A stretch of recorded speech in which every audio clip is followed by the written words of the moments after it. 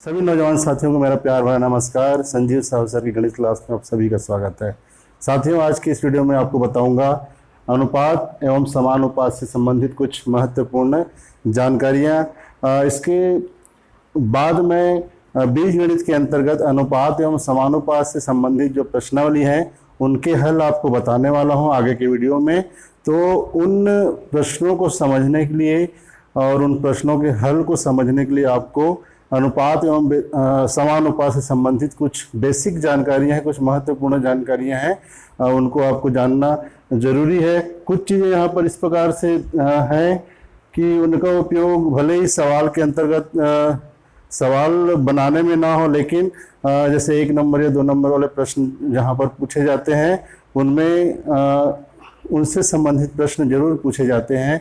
जैसे यहाँ पे कुछ लिखा हुआ व्युत्क्रमानुपात, वर्गानुपात, मूलानुपात ऐसा लिखा हुआ है। ये सब 1 नंबर या 2 नंबर वाले प्रश्नों में इसको पूछा जाता है। लेकिन जैसे व्युत्क्रमानुपात का कहीं कहीं पे बड़े सवालों में भी उल्लेख होता है, तो व्युत्क्रमानुपात क्या होता है इसके बारे में आपको जानना जरूरी है। वर्गानुपात क्या होता है, इन सब के बारे में बेसिक जानकारी होना आपको जरूरी है, तब कहीं जाके आप अनुपात एवं समानुपात से संबंधित जो बड़े सवाल हैं, जो समस्याओं के रूप में आपके सामने आने वाली हैं, उनको उनका जो हल है वो आपको अच्छे से समझ में आ सके। तो चलिए शुरू करते हैं अनुपात एवं समानुपात से संबंधित महत्वपूर्ण जानकारियां। तो सबसे पहली जानकारी यहाँ पर देखिए, दो राशियों के अनुपात से यह व्यक्त होता है कि एक राशि दूसरे राशि से कितनी गुनी है। मतलब क्या कहा जा रहा है कि अनुपात से हमको क्या पता चलता है, तो अनुपात से हमें दो राशियों के बीच में यह संबंध पता चलता है कि एक राशि दूसरी राशि से कितनी गुनी है, और इसलिए यह आवश्यक है कि दोनों राशियां एक ही प्रकार की हो।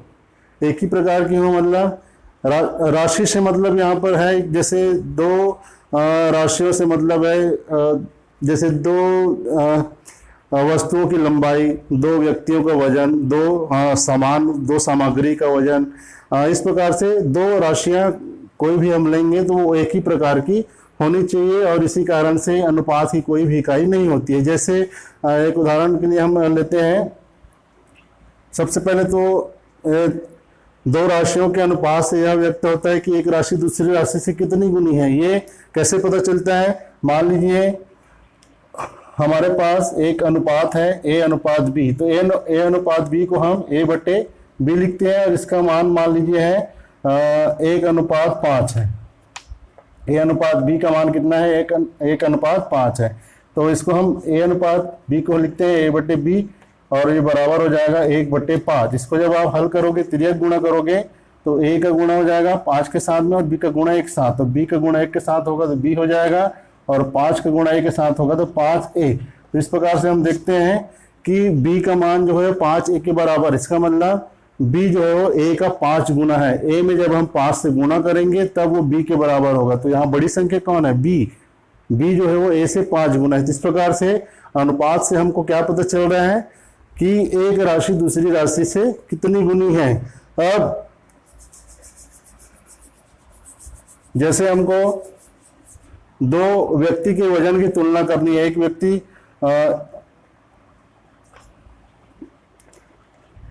व्यक्ति की वजन है मान लीजिए 40 किलोग्राम, और एक व्यक्ति की वजन है मान लीजिए 60 किलोग्राम। A का वजन है 40 किलोग्राम, B का वजन है 60 किलोग्राम। तो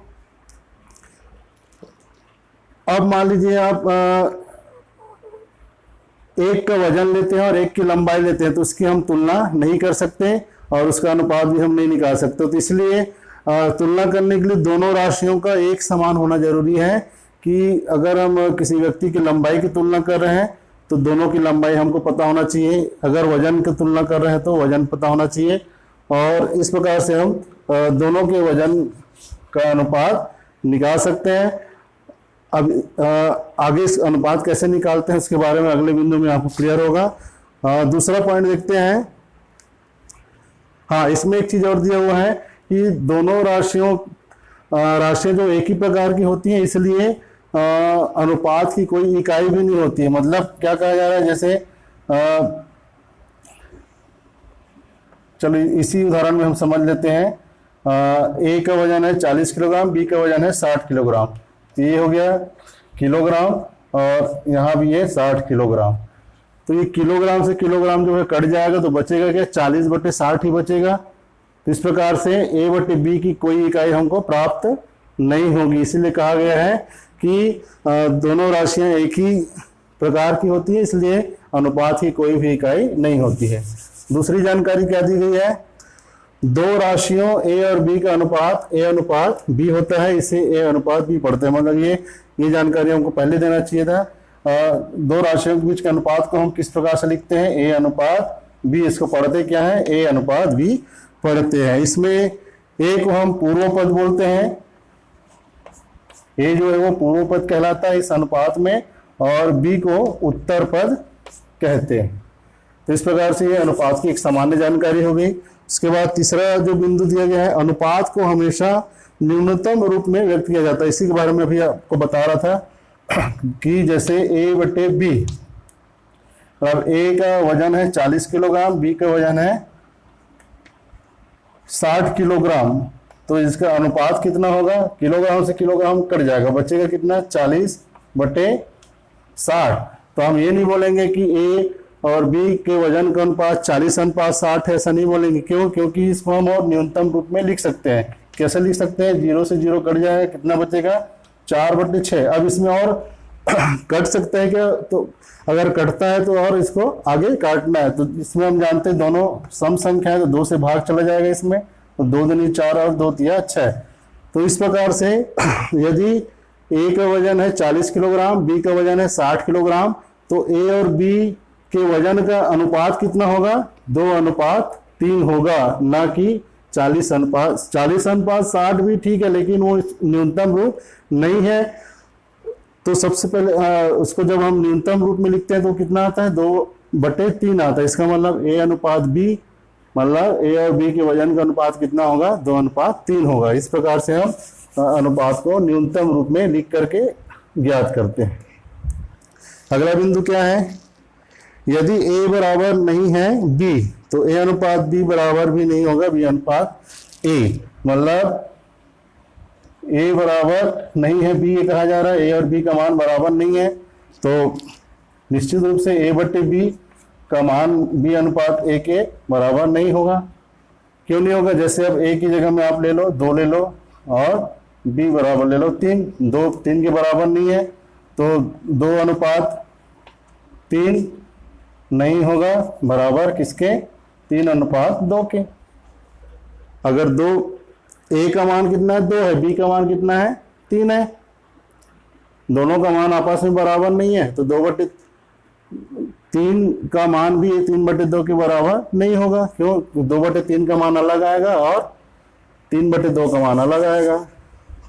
तो ये बिंदु हो गया। उसके बाद में A/B का व्युत्क्रमानुपात B/A होता है। A/B का व्युत्क्रमानुपात क्या होता है, B/A होता है। तो A/B मतलब क्या होता है, A/B। तो इसका व्युत्क्रमानुपात क्या हो जाएगा, B/A। तो इसमें क्या हो रहा है, पूर्व पद और उत्तर पद जो है वो आपस में बदल जाते हैं, या आप बोल सकते हो अंश और हर आपस में बदल जा रहे हैं। व्युत्क्रमानुपात में क्या हो रहा है, A की जगह में B आ रहा है, B की जगह में A आ रहा है। या यहाँ पर आप बोल सकते हो A/B का व्युत्क्रमानुपात B/A हो रहा है। तो अंश में क्या था, पहले A था, उसकी जगह में जो हर में राशि है वो आ गया, B आ गया, और जहाँ हर में जो राशि थी उसकी जगह में क्या आ गया है, जो अंश में राशि है वो आ गया।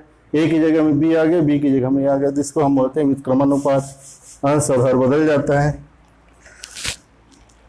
A/B का वर्गानुपात, तो जैसे A और B है तो इसका वर्गानुपात क्या हो जाएगा, तो A का वर्ग अनुपात B का वर्ग।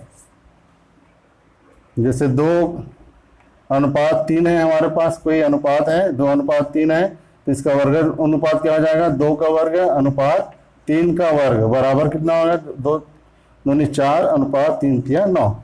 ये इसका वर्ग अनुपात हो जाएगा। इसी का उल्टा होता है वर्गमूलानुपात।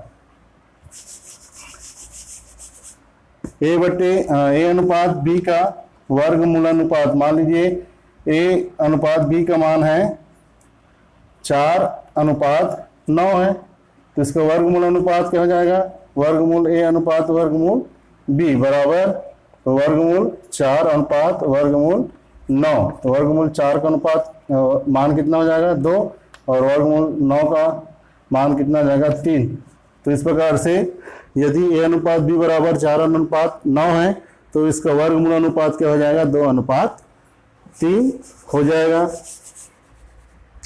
उसी प्रकार जैसे वर्गानुपात है वैसे घनानुपात, घनानुपात में क्या होता है, किसी भी संख्या का 3 बार गुणा होता है। जैसे ए का ए अनुपात बी है तो ए का 3 बार गुणा करेंगे तो ए त्रिघात हो जाएगा, बी का 3 बार गुणा करेंगे बी त्रिघात हो जाएगा, तो घनानुपात ए त्रिघात अनुपात बी त्रिघात हो जाएगा।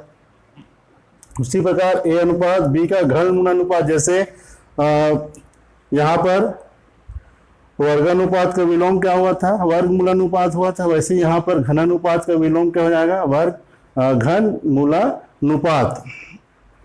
इसमें आप ले सकते हैं घनानुपात में, मान लीजिए ए अनुपात, घनानुपात के लिए आप उदाहरण देख लीजिए, ए अनुपात बी का मान लीजिए 2:3, तो ए त्रिघात इसका घनानुपात क्या हो जाएगा, ए त्रिघात अनुपात बी त्रिघात बराबर 2 का त्रिघात अनुपात 3 का त्रिघात बराबर 2 दूनी 4 दूनी 8 अनुपात 3 3 9 27। ये 8:27 ए अनुपात बी का या 2:3 का क्या हो जाएगा, घनानुपात हो जाएगा। इसी का घनमूलानुपात कैसे निकालेंगे, तो मान लीजिए ए अनुपात बी बराबर 8:27 है, तो इसका घनमूलानुपात हो जाएगा घनमूल ए अनुपात घनमूल बी बराबर घनमूल 8 अनुपात घनमूल 27 बराबर 8 का घनमूल होता है 2 और 27 का घनमूल होता है 3।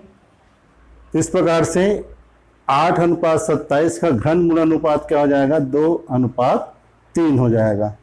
चलिए आगे बढ़ते हैं।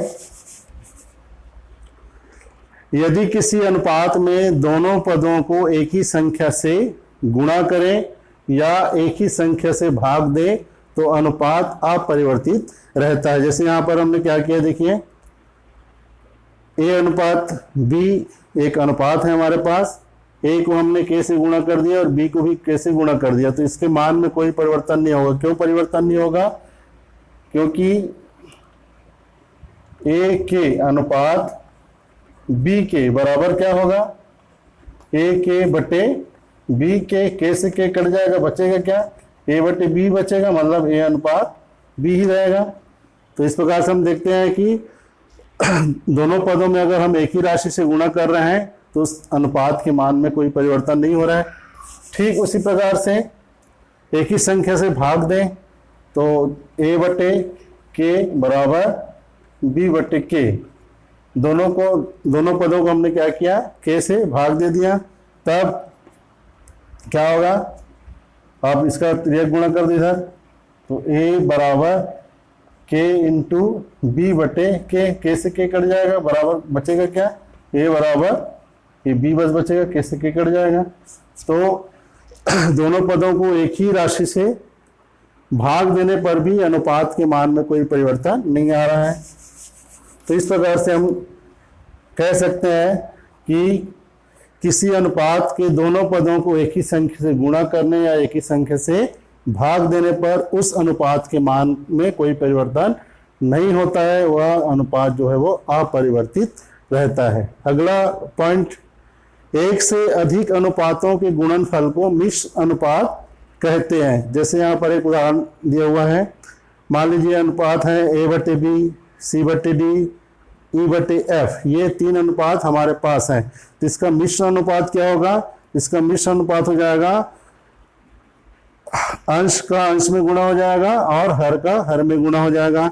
अंश वाले इसको हम क्या बोलते हैं, इस अनुपात में ये पूर्व पद है, उत्तर पद है, पूर्व पद, उत्तर पद, पूर्व पद, उत्तर पद, मतलब अंश में क्या हो जाएगा, पूर्व पदों का गुणनफल, और हर में क्या हो जाएगा, उत्तर पदों का गुणनफल। तो इस प्रकार से ये इसका मिश्रण अनुपात होता है ACE बटे BDF, पूर्व पदों का गुणनफल बटे उत्तर पदों का गुणनफल। इस प्रकार से हम किन्हीं भी अनुपातों का मिश्र अनुपात ज्ञात कर सकते हैं। एक अंतिम जानकारी इसमें जो दी गई है वो है, यदि A बटे B बराबर B बटे C बराबर C बटे D बराबर D बटे E बराबर सो ऑन, इसी प्रकार से अगर ये संबंध आगे बढ़ता जाए तो A B C D E इसमें जितने भी पद आ रहे हैं या जितनी भी राशियां आ रही हैं वो आपस में सतत अनुपात में है, ऐसा कहलाती है। मतलब इनमें संबंध कैसा होना चाहिए, A बटे B बराबर B बटे C बराबर C बटे D बराबर D बटे E बराबर यहाँ पे E बटे F आ जाएगा, फिर F बटे G, इस प्रकार से वो आगे बढ़ते जाएगा। तब इनके जो राशियां हैं A B C D E F G आगे जितना जहां तक आप लेना चाहें वो सभी राशियां जो है वो सतत अनुपात में कहलाती हैं। इस प्रकार से ये कुछ महत्वपूर्ण जानकारियां हैं अनुपात और समानुपात से संबंधित, और उम्मीद है कि जानकारियां आपको समझ में आई होंगी। और अगर एक बार में समझ नहीं आ रही तो बिल्कुल आप इस वीडियो को 1-2 बार जरूर देखें, और जो अनुपात और समानुपात से संबंधित जो बेसिक जानकारी है उसको आप अच्छे से समझ लें, ताकि इसके बाद जो अनुपात एवं समानुपात से संबंधित बड़े सवाल बनाने वाले हैं वो आपको आसानी से समझ में आ सके। अगर आपने अभी तक मेरे वीडियो को मेरे चैनल को सब्सक्राइब नहीं किया है तो मेरे चैनल को सब्सक्राइब जरूर करें, ताकि आपको इसी तरह से वीडियो आपको मिलती रहे। मेरे उत्साहवर्धन के लिए मेरे वीडियो को लाइक जरूर करें, और ज़्यादा से ज़्यादा इस वीडियो का लाभ लोगों को मिले इसके लिए आप इसको ज़्यादा से ज़्यादा शेयर करें। Thank you.